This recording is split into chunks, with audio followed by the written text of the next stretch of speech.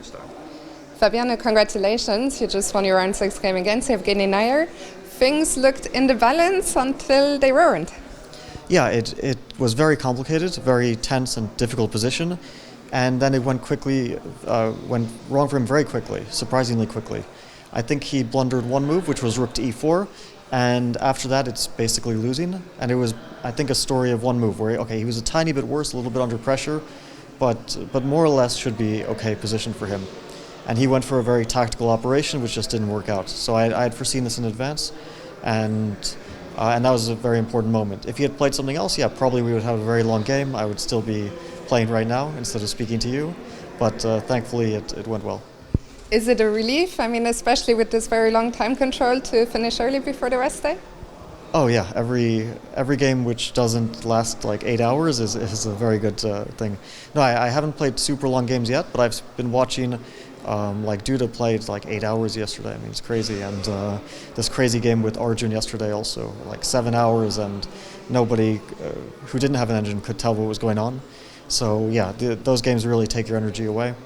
And it's also a long tournament, so of course it's always welcome to get a relatively quick game.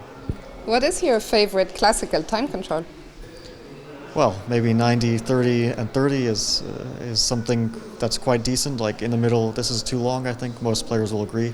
This time control is, I don't really think we need this sort of length, because usually players will spend most of their time at the start, and then they'll realize that they have to speed up, and then if you get to an endgame anyway, you'll have a time scramble. So it's not like it's going to improve the quality of endgames, it's just going to make people think a lot at the start of the game.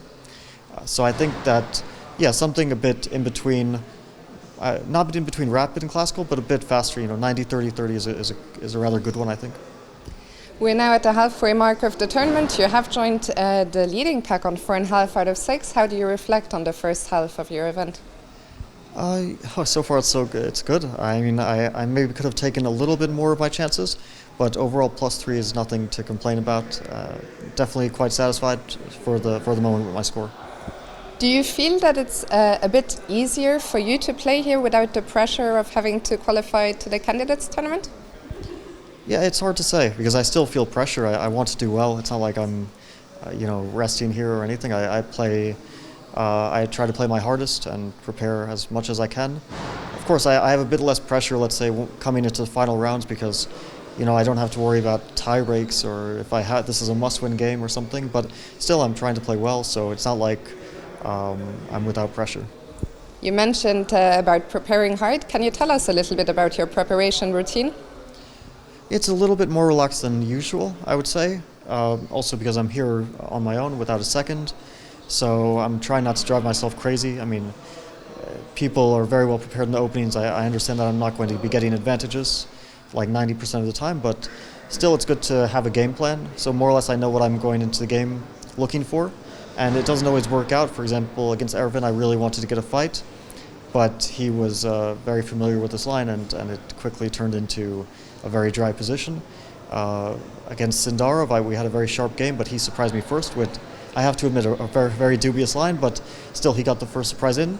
So anyway, I'm trying to take it a bit easy, not push too hard in the opening, but still have something in mind, let's say, try to surprise my opponent a bit.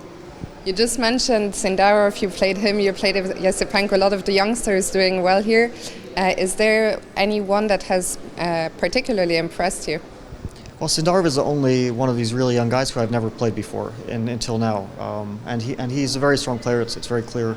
I suspect that he will, within the next 1-2 years, be a 27-50 player, or I mean, who knows? With the potential of someone, you never know. It could be, of course, much higher, or there could always be a little bit of a, let's say, stalling at some point. But he's obviously very talented, so I expect him to go very far. And with other guys, I've played them. I have a lot of experience, for example, against Noterbeck. We've played over the board, classical, blitz match online. Against some of the other players like Gukesh and Pragg, they've already broken their way into the top, like almost 10 in the world. I think Gukesh has been there, and Pragg is also quite close. So I don't even know if we can call them like kids anymore. Of course they're kids, but they play like they're any other of the best players in the world. And finally, tomorrow is the rest day. Do you have any plans? Well, I heard that it's going to be raining, so I guess not too many active plans, but I'll try to get some rest in. Fantastic. Fabiano, thank you so much. Enjoy the rest day and congrats again. Thank you.